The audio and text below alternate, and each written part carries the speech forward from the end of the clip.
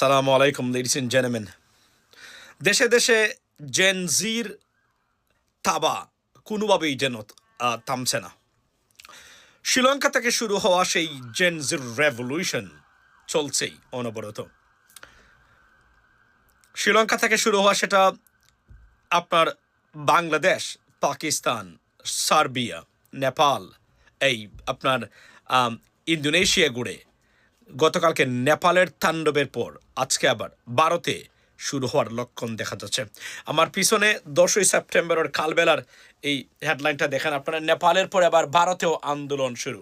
ভারতের চণ্ডীগড়ে আপনার এই এই অর্থাৎ জবের দাবিতে, অর্থাৎ আপনার বিভিন্ন পোস্টে সরকারি হস্তক্ষেপ এবং দুর্নীতির কারণে আপনার ভারতও সেই আন্দোলনে দাঁড়াচ্ছে এবং এই ছবিটাই কিন্তু ভারতের আজকে ভারতে আজকের এই আন্দোলনের এই ছবি। সুতরাং ভারতও যে সেটা দাঁড়াচ্ছে সে বিষয়ে বলার অপেক্ষা রাখে না, কারণ নরেন্দ্র মোদী গভর্নমেন্টের দুর্নীতি, সীমাহীন ফেইলিয়ার, ডিপ্লোম্যাটিক ফেইলিয়ার, সারা পৃথিবী থেকে বিচ্ছিন্ন অবস্থায় থাকা, দেশের অর্থনীতির 12টা বাজার থেকে শুরু করে সব কিছু মিলিয়ে আপনার এবং মাইনরিটি নির্যাতন থেকে শুরু করে আপনার চরম উগ্রবাদকে প্রতিষ্ঠা করার এই রাজনীতির বিরুদ্ধে রুখে দাঁড়াচ্ছে ভারতের লিবারাল জেনজি যারা আছেন তারা।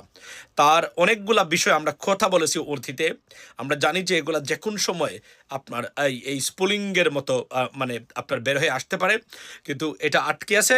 কিন্তু আমরা দেখতে পাচ্ছি গত কয়েক সপ্তাহ ধরে কিছুটা হলেও সেই আগুন, অর্থাৎ যে আগুন লেগেছে সেই আগুনের বাতাস পাওয়া যাচ্ছে। আজকে বড় ধরনের প্রতিবাদ হয়েছে ভারতে। এটা কোন পর্যায়ে কোথায় গিয়ে টেকে আমরা দেখার অপেক্ষা থাকলাম।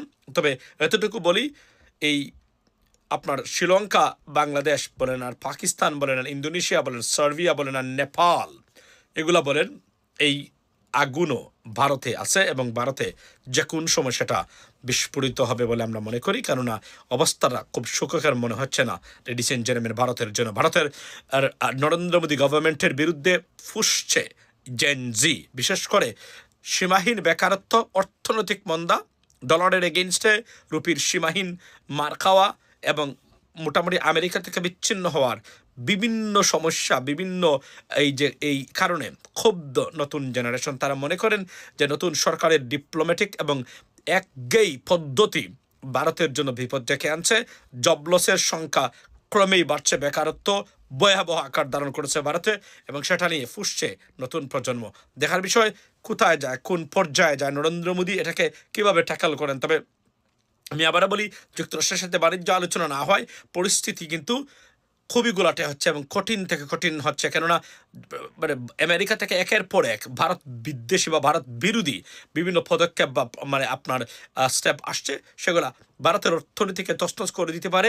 অ্যাটলিস্ট যতই দেখানোর চেষ্টা করা হোক না কেন, তবে অর্থনীতিকে মারাত্মকভাবে আঘাত করবে এই পদক্ষেপগুলা। এগুলা নির্দ্বিধায় অর্থনীতিবিদ থেকে শুরু করে যারা ইন্ডিয়ান পলিটিক্যাল অ্যানালিস্ট আছেন তারা নিয়মিতই বলে যাচ্ছেন। দেখার বিষয় কোন পর্যায়ে গিয়ে টেকে এই বিষয়টা। সে পর্যন্ত ভালো থাকবেন। আসসালামু আলাইকুম।